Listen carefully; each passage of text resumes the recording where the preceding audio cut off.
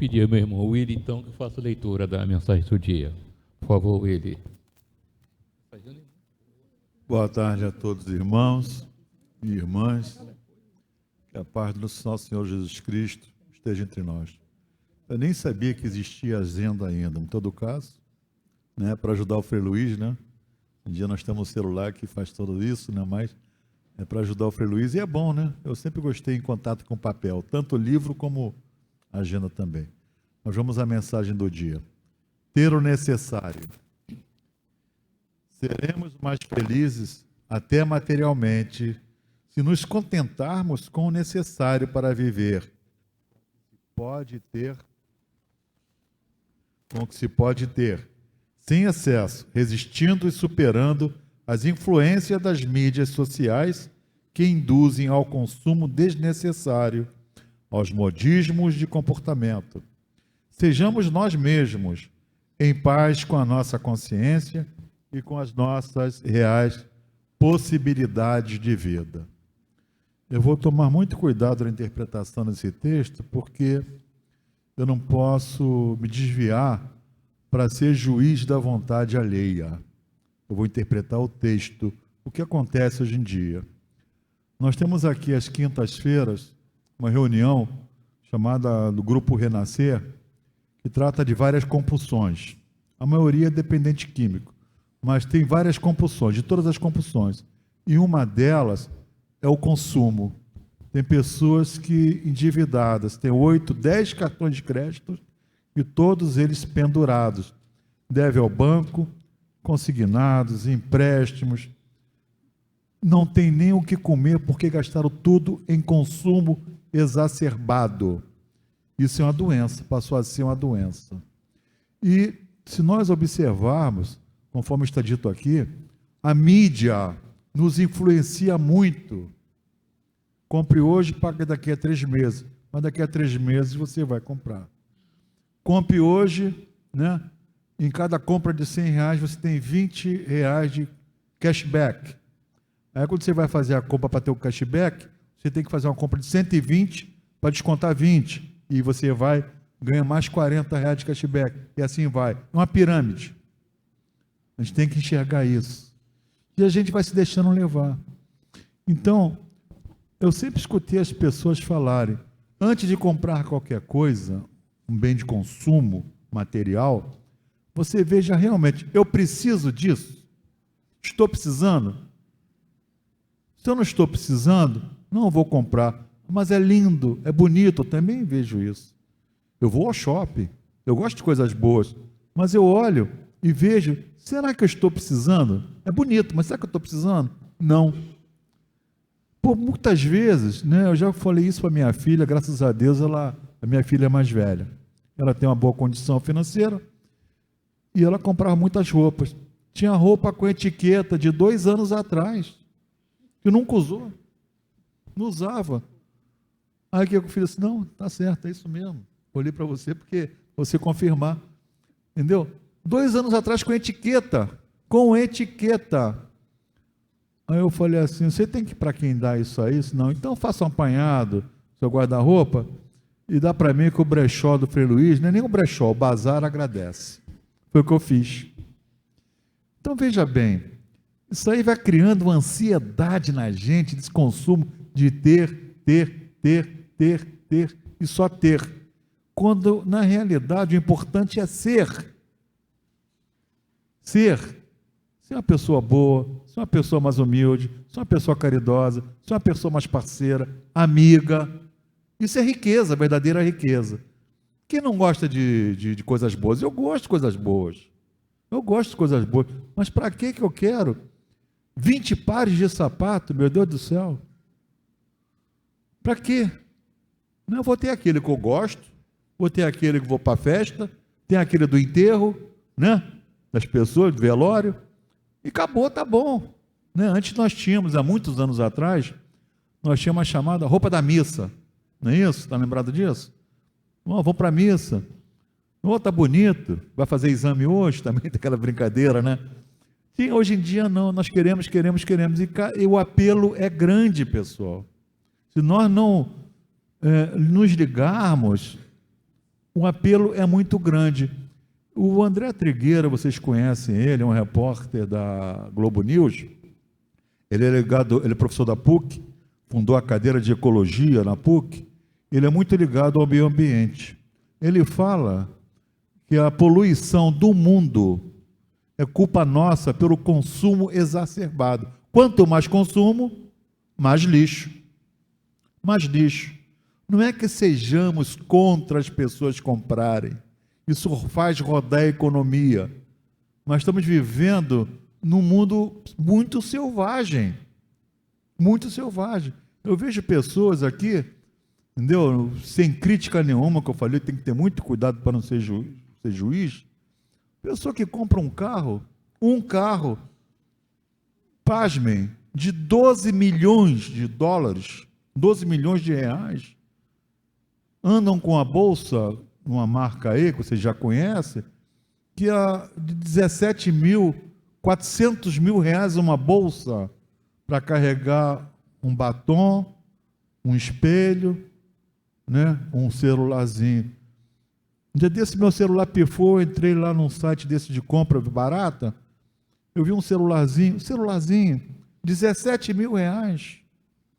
Eu falei, não, eu vou nesse aqui, só para receber e fazer chamada e receber e-mail, essas coisas.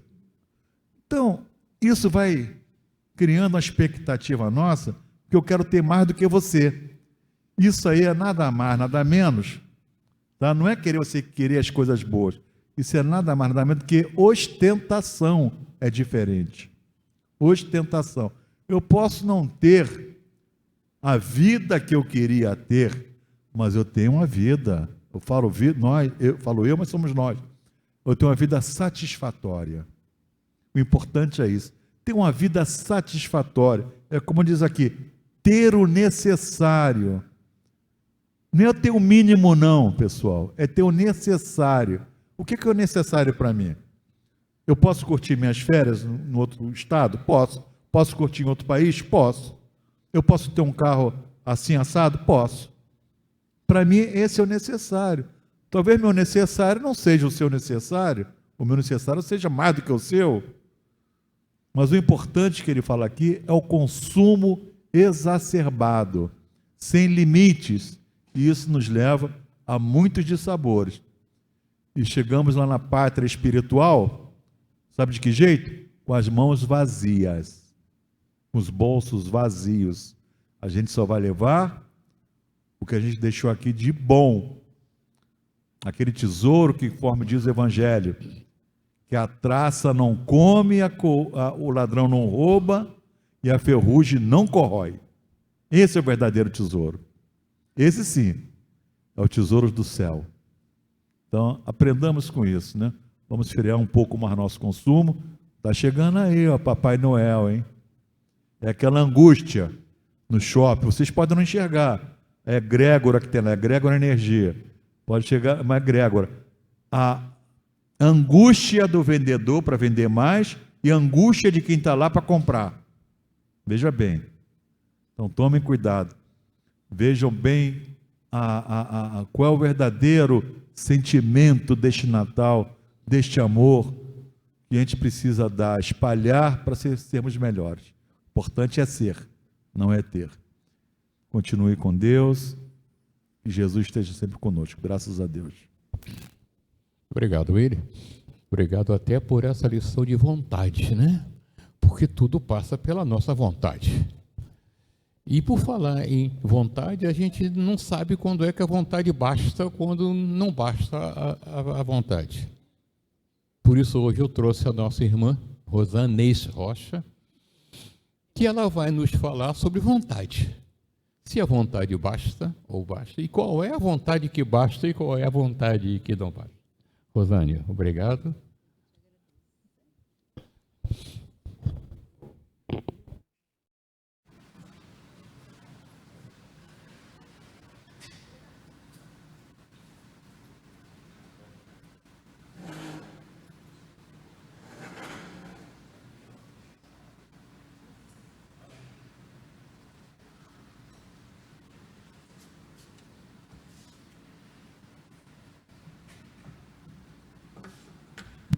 Boa tarde.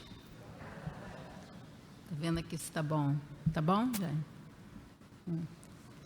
Bom, é sempre uma alegria, uma honra, né, e uma grande responsabilidade estar aqui, né? Eu sou Rosanes e realmente hoje estamos aqui para conversar sobre a tal dessa vontade. A gente percebe logo de início o trabalho da espiritualidade. A espiritualidade, sabendo o tema, traz essa mensagem. Não sabemos se primeiro trouxe a mensagem e depois trouxe o tema, né? Porque o Willy falou o tempo todo da diferença entre o necessário e o excesso. Qualquer coisa em excesso, até beber água em excesso não faz bem. Então, ainda mais as coisas materiais, e nós que vivemos num país de tanta escassez, né? Mas eu quero iniciar agradecendo ao nosso Mestre Jesus, a Frei Luís, a Rocha Lima, que nos deixaram, né, essa obra de amor e luz que nos permite estar aqui com esse conforto que a gente gosta, que é necessário, que é bom, né? Agradecer a essa espiritualidade que já está mostrando que está aqui nos envolvendo, protegendo e guiando.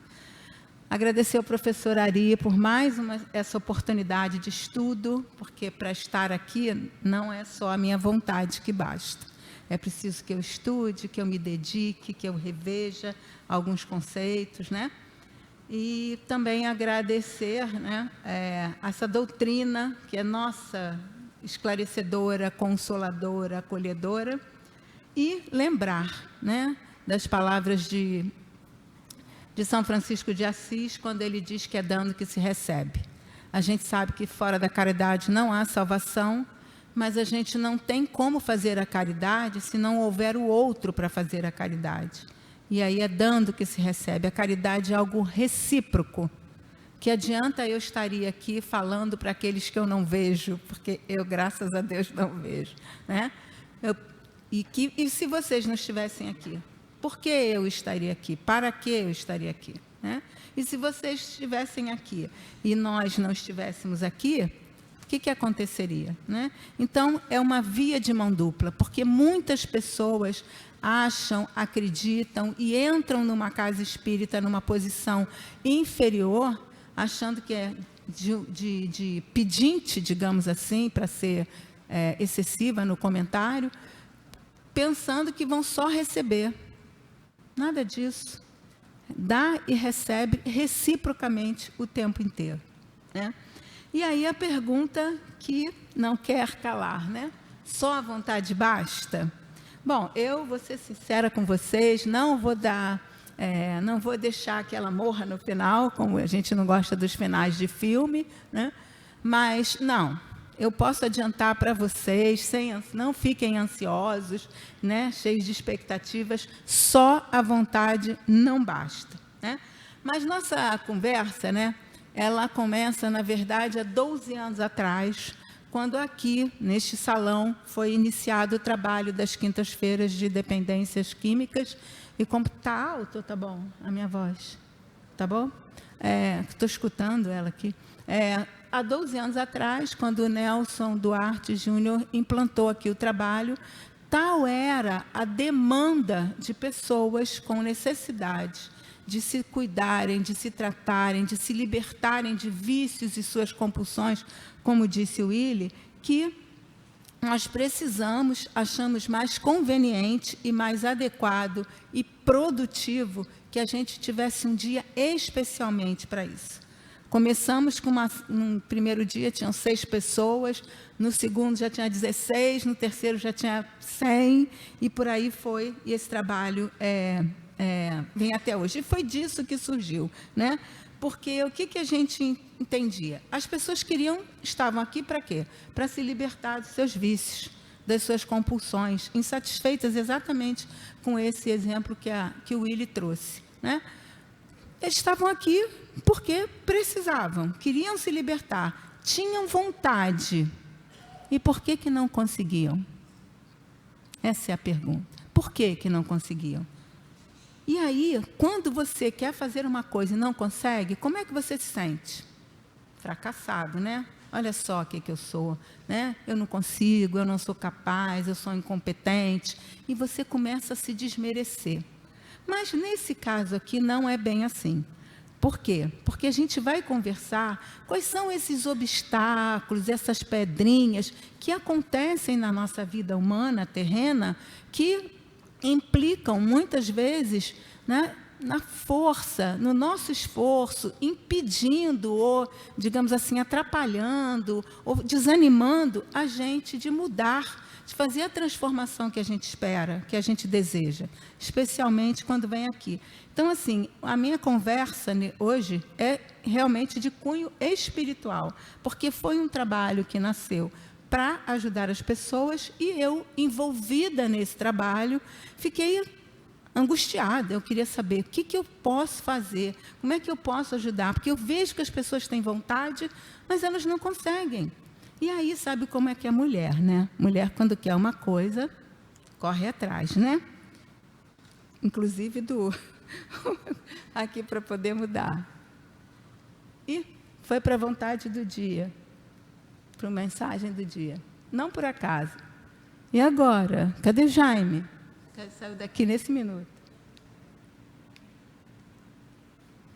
Vitor, Jaime, alguém acorde. Tá bom, obrigada. Enfim, né, o próximo slide que vai aparecer é exatamente o porquê desse tema, né? Para que a gente precisa encontrar essa resposta. Era meu propósito, encontrar essa resposta. Se querem, por que não conseguem? Eu queria uma resposta para essa pergunta, né? E aí, vocês sabem, né?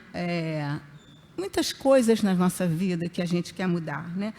Por exemplo, nós sabemos de muitas pessoas que querem emagrecer, praticar exercícios físicos, se alimentar de forma saudável, deixar de mentir, deixar de fazer fofoca, isso não tem nada a ver com a nossa vizinha não, tá? Levar adiante, frequentar assiduamente o Frei Luiz, enfim, compromissos que a gente deseja cumprir, que a gente quer, que a gente sabe que é bom parar de fumar, né? E aí, né?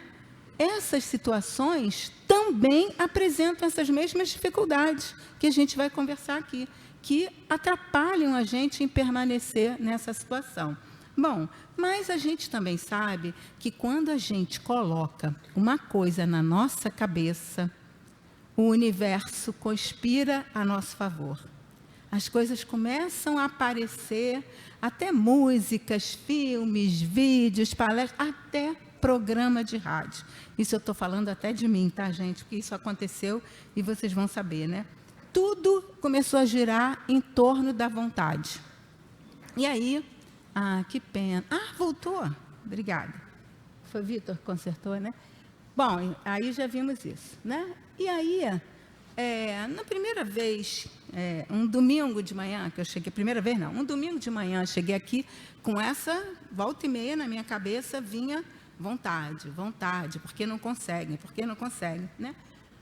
Mas cheguei aqui um domingo de manhã, seu Eduardo Frutuoso, nosso querido, saudoso amigo, né, abençoado, ele estava conversando aqui sobre o primeiro encontro do nosso Mestre Jesus com os discípulos. E aí, como alguém, foi Ari que falou isso agora, quando eu sentada escutando ele falar, daqui a pouco ele virou e fez assim com a mão e olhou para mim, né, gente? Você sabe que eu estou olhando para você, né? A gente olha, tem certeza que é para a gente, né? E olhou para mim e disse, que buscais? Aquilo me tocou, gente, tão profundamente, né? Que eu falei, gente, é o que eu estou buscando. O que eu estou buscando? O que eu quero e para que eu quero? Né? E qual foi a resposta de Jesus? Ele não fez resposta nenhuma. Ele propôs aos discípulos que refletissem sobre o que eles estavam buscando, o que eles queriam. E já trazendo para a gente a importância do livre-arbítrio. Ele não estava impondo nada a ninguém. O que buscais? E com essa questão, né, eu peço para vocês, né, a gentileza, assim, vou fazer um convite, que a gente se posicione na cadeira, botemos nossas colunas eretas, né?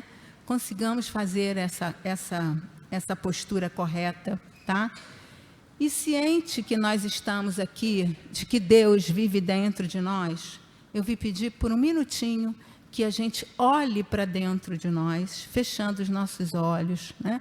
Buscando encontrar com Deus que está dentro de nós. Que, ao mesmo tempo, a gente possa abrir o nosso coração e encontrar aquele que está pleno dentro de nós. Nesse momento, penso que seja interessante que vocês se perguntem: o que eu quero? O que eu quero para a minha vida? O que eu vim buscar aqui hoje? O que eu preciso mudar para ser uma pessoa melhor? Eu tenho me dedicado mais à minha vida física, à minha vida espiritual ou à minha vida material?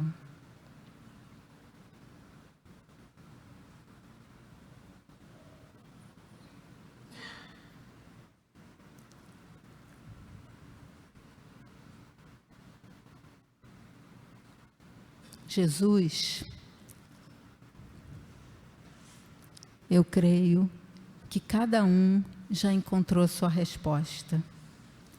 Então, devagarzinho, cada um no seu tempo, vai mexendo seus dedinhos, seus braços, e quando se sentirem mais à vontade, abram seus olhos.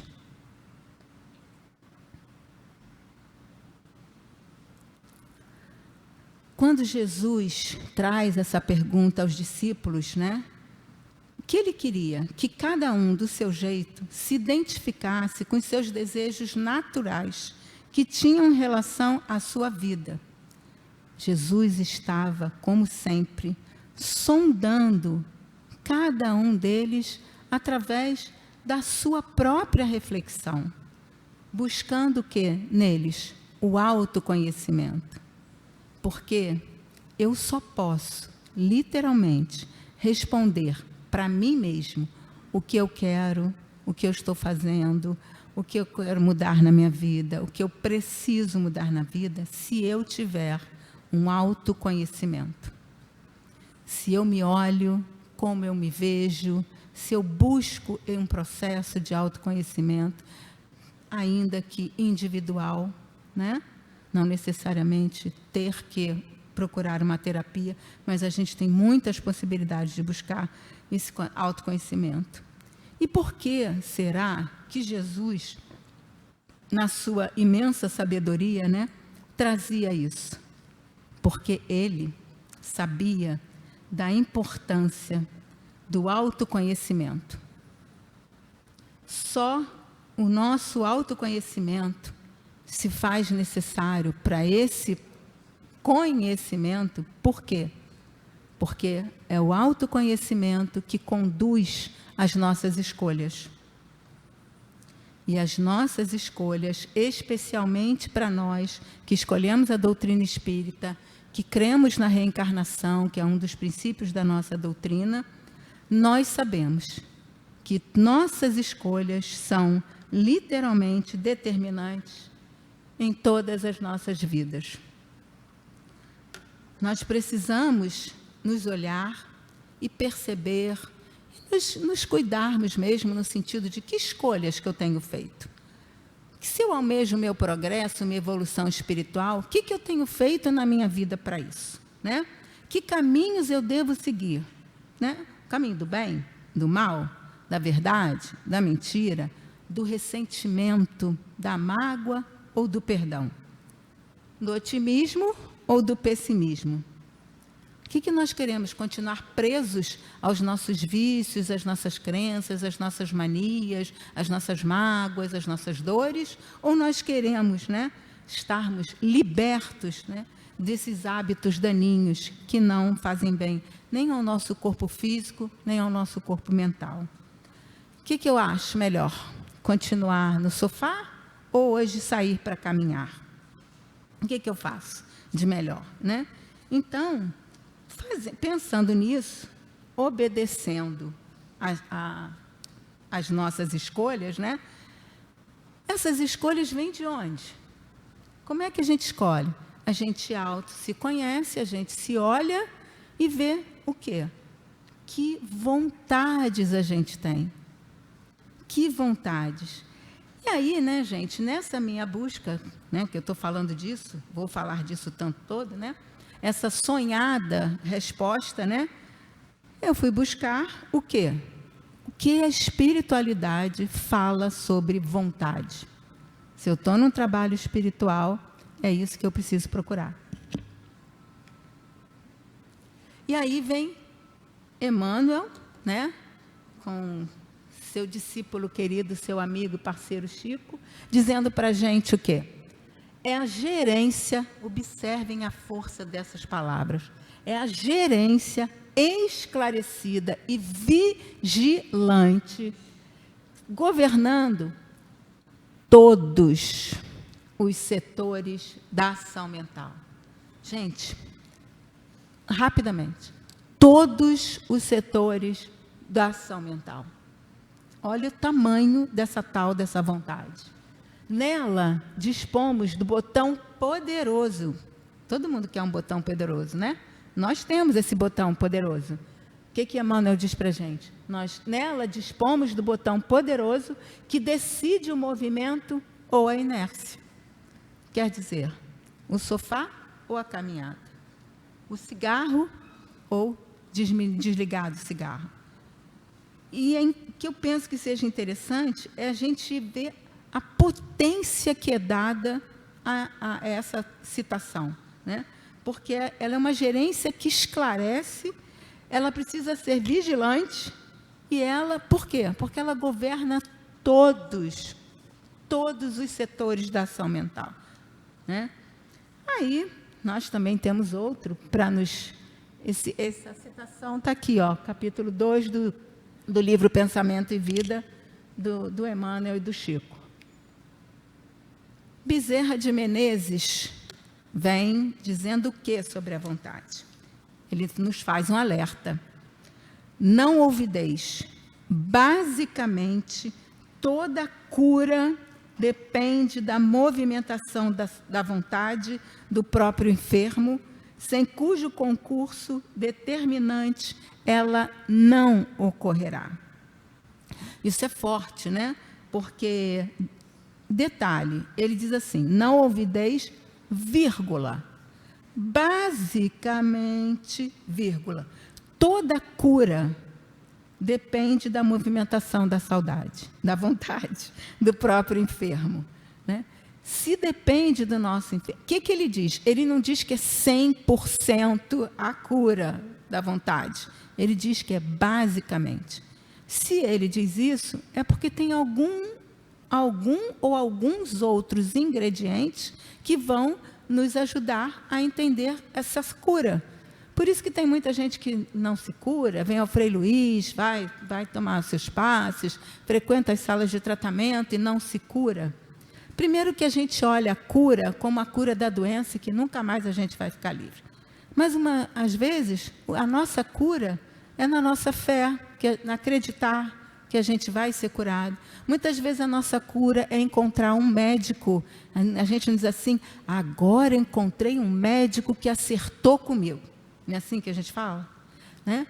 E essa é a cura. São os caminhos que nos levam à nossa superação e também, né, que Jesus, na sua misericórdia, nos ajuda a cuidar desse momento que a gente está atravessando, que é um momento difícil. Eu quero parar de beber e não consigo. Qual é a minha cura? Parar de beber, né? Então, isso depende basicamente da gente. Isso não é totalmente da gente. Porque quando a gente diz que a cura depende único e exclusivamente, a gente está negando o que Emmanuel diz, né? Por quê?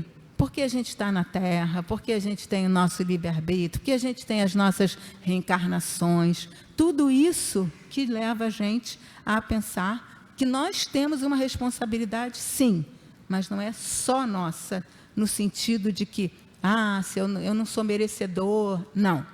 a gente tem outros ingredientes, que é o que a gente está conversando aqui, tá? Mais uma para vocês verem. Paramahansa Yogananda, né, que traz a yoga para a gente. E a gente trabalhou muito com ele nesse processo dos tratamentos às quintas-feiras, né? E o que ele diz? Prestem atenção, gente, olha essa tal dessa vontade, que poder que ela tem. Você tem em seu interior o poder de realizar tudo o que quiser. Esse poder se acha na vontade. É do livro Onde Existe Luz, que é um livro meu de cabeceira, na página 63, que é maravilhoso, e é do Paramahansa Yogananda, né? Aqui na livraria tem vários livros dele, né?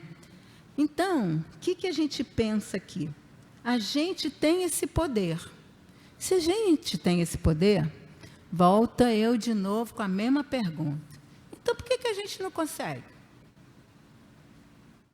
Vamos lá, né? Não vamos desanimar, a gente vai conseguir. Então, a gente está vendo a importância do autoconhecimento conduzindo a gente está vendo o poder da vontade, a gente está vendo que essa vontade existe dentro da gente. Então, vamos prosseguir, vamos continuar. Tem uma outra questão que eu adorei ter tomado consciência, porque tem muitas coisas que a gente sabe e ficam no hábito que às vezes você não toma consciência. Olha isso. A visão sociocultural da vontade. Hoje parece que o tempo está meio assim duvidoso e tal, né? Mas eu vou fazer um outro convite a vocês. Que tal, quando a gente sair daqui, a gente ali no barzinho da esquina, tomar uma sopinha de cachorro, hein? Quem topa? Sopinha de cachorro? Ninguém levantou o dedo, Jaime. Por que será? No nosso país, a gente está vendo aqui, ó, as diferenças. Lá no Rio Grande do Sul, as pessoas aprendem a tomar chimarrão. Nossos indígenas queridos, linda, que ela é uma criança, né? Enfim, dormem na rede. São hábitos culturais aprendidos. A nossa cultura, a nossa vida em sociedade, ensina para a gente aquilo que é importante na nossa sociedade. Por isso que ninguém levantou o dedo quando eu falei. A gente imagina, aqui no Brasil, né, a gente comer cachorro, a gente cria cachorro, a gente cuida do cachorro, as festas de aniversário para cachorro, num excesso, né? Mas o que a gente pensa? Né? Impossível para a gente, mas é cultural. Em outros tantos países existem tantos hábitos. Na Índia, o enterro é uma festa de 3 dias. Casamento é de 10 dias. Né? Enfim, então, são hábitos culturais. Isso é importante para a gente saber, porque muitas vezes a gente capta um comportamento, toma esse comportamento para si e nem tem consciência. Por exemplo, se você vive numa casa em que todo mundo fuma, você vai achar muito natural fumar. Certo? E você vai o quê? Aprender a fumar. E assim outras tantas situações. O uso de palavrão, energeticamente falando, a gente sabe que não é uma coisa legal, né? Não é uma coisa bacana, mas a gente, se vive numa casa desse jeito, a gente aprende, para a gente é normal. Né? É culturalmente aprendido. E aí, a gente tem que ver nessa situação os ambientes que a gente frequenta, a gente tem que entender. Eu lembro que eu tenho o meu sobrinho mais velho, ele tinha 5 anos e perguntou para a pediatra dele: Lúcia, quando é que eu vou poder beber cerveja? 5 anos de idade.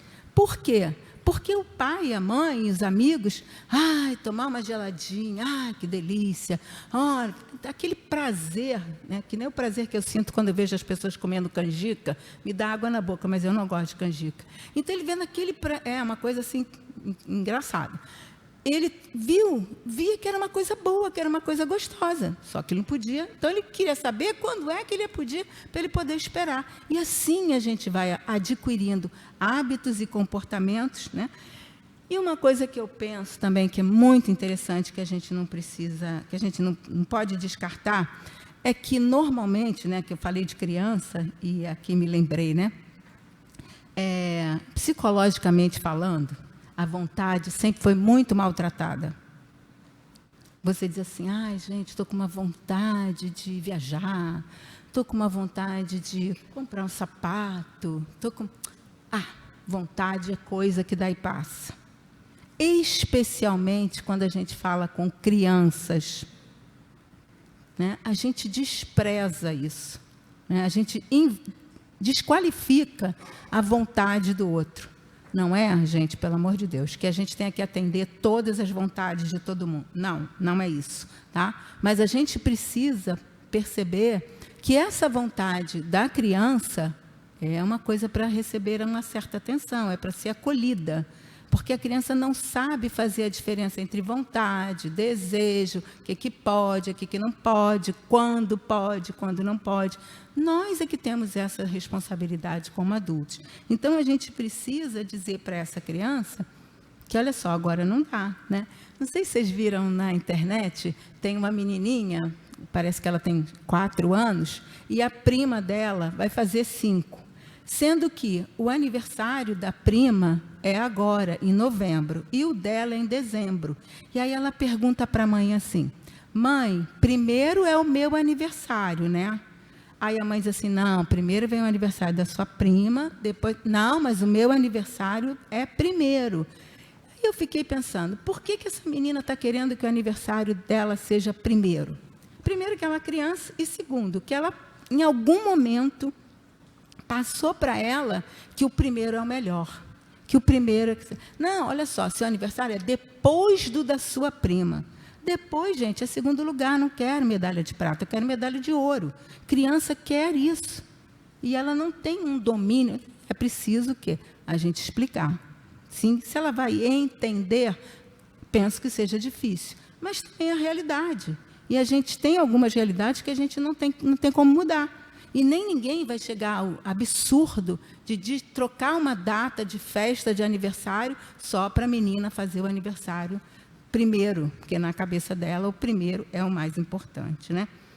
Então, essa busca, né, que a gente muitas vezes tem quando adulto, que a gente busca comprar, que a gente busca beber, que a gente busca fumar, jogar, sexo, internet. Então, todas essas buscas, elas vêm de alguma situação, quando você era pequeno, que provavelmente, estou dizendo que é uma regra, muito menos uma lei, tá?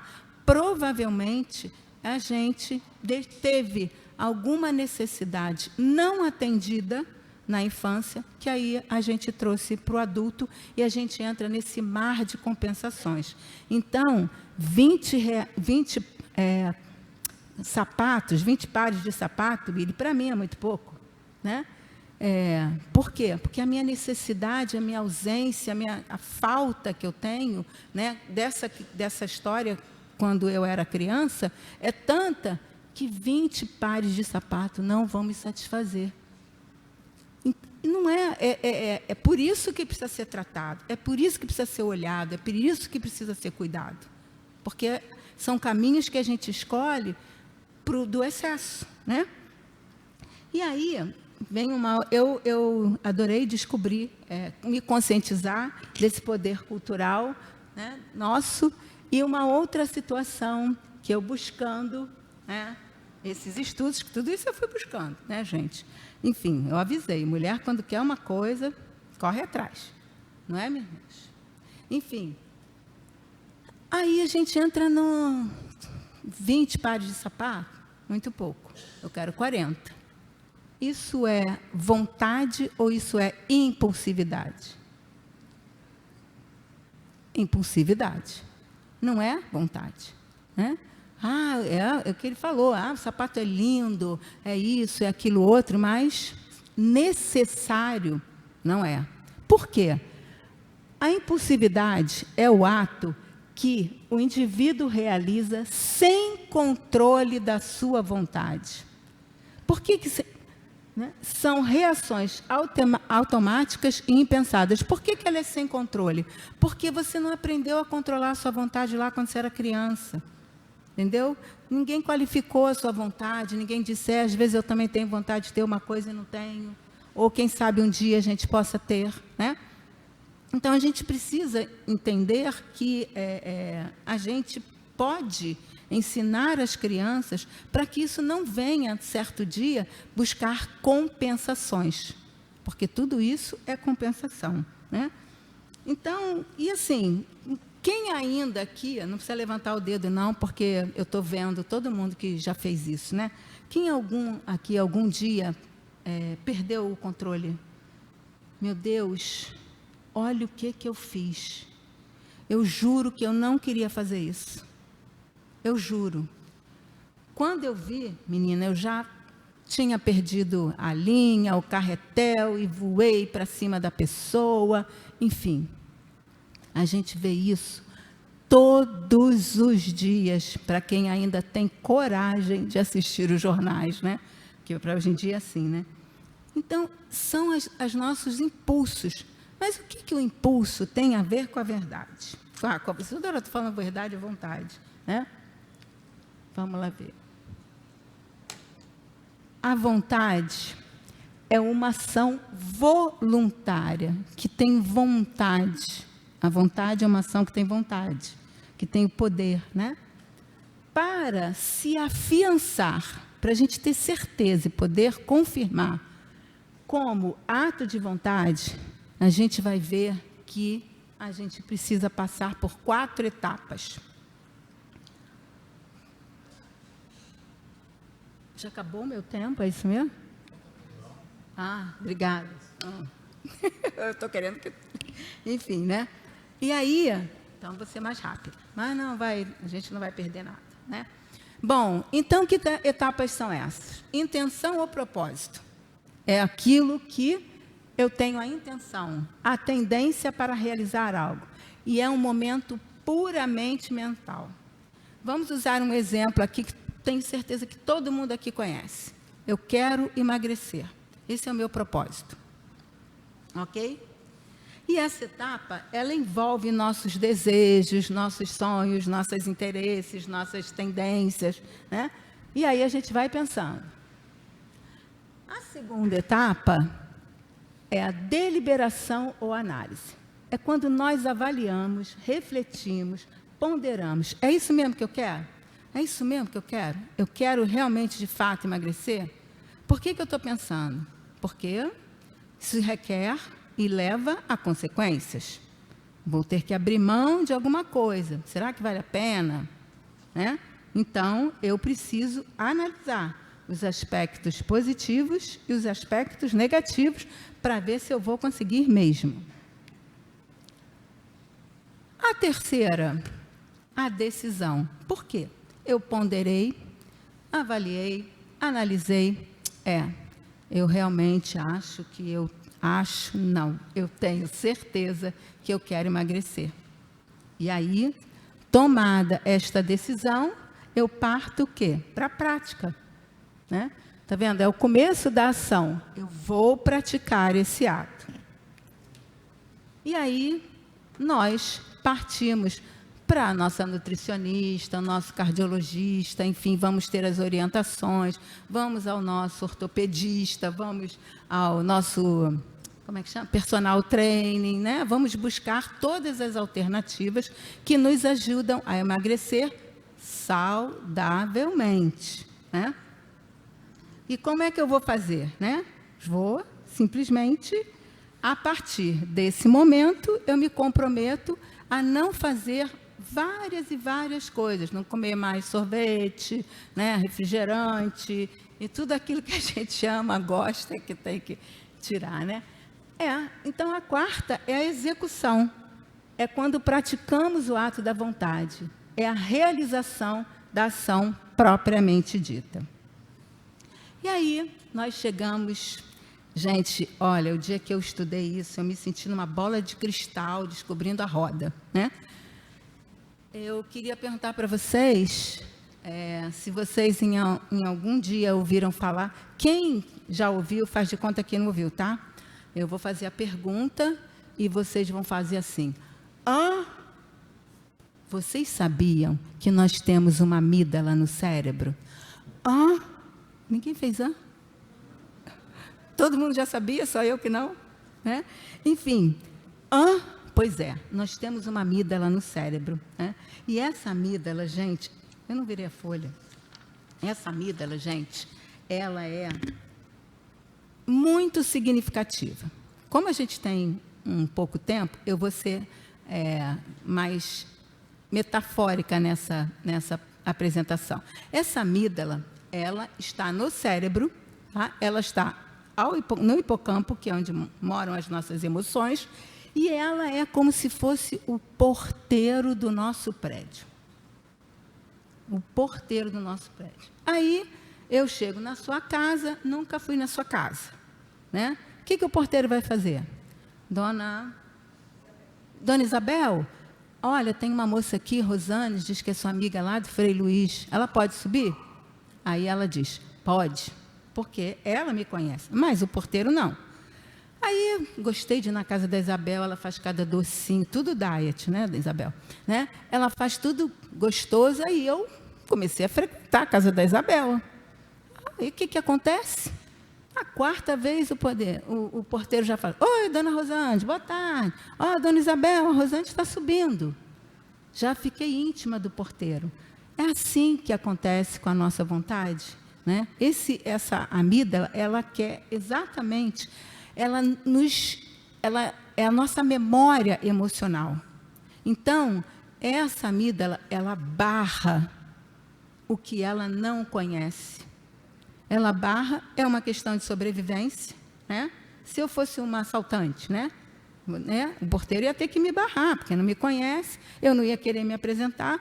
Então, essa amígdala, ela barra aquilo que ela não conhece, ela estranha, e aí, essa é uma das razões que, quando a gente quer mudar o nosso comportamento, essa amígdala vai lá e, não, peraí, que negócio é esse de não comer mais pizza?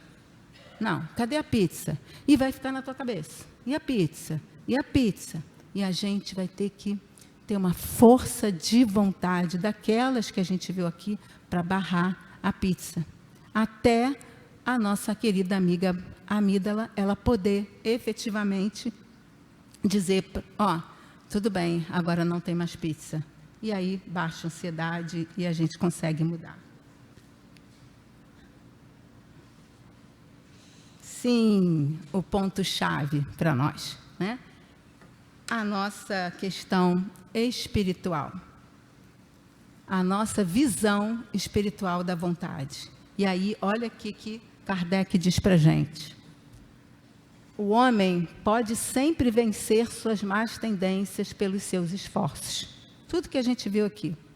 É um esforço, processo de autoconhecimento, é um esforço de mudar determinado comportamento, é um esforço para a gente entender que a gente não deve ser impulsivo, que a gente pode ser sensato, né, devagarinho, mudando as suas posições e a sua maneira de agir, né? Aquele Felipe Camargo, um ator, assisti uma entrevista dele e ele disse que ele teve que ficar 3 meses sem sair de casa e sem botar a cara na janela. Ele tinha problemas sérios com álcool, né? E ele mora na Gávea, em cima de vários bares. Então, se ele abrisse a janela, sempre tinha alguém, vem para cá. E ele não podia mais frequentar esse ambiente. Senão, ele não ia conseguir nunca se libertar e se tratar, né? Então, assim, é um esforço muito grande que a gente precisa fazer, né? E tem nosso querido Leon Denis, que é um grande estudioso, que mostra para a gente, e especialmente, ele tem um capítulo inteiro sobre a vontade, né? E ele diz, olha, isso é para a gente finalizar. A vontade é a maior de todas as potências. É, em sua ação, comparável ao imã. Então, minha gente, é com a gente, né? É com a gente, é com a gente pode fazer, firmar, né? Enfim, a vontade está aqui dentro. Eu preciso fazer alguma coisa para acionar essa vontade.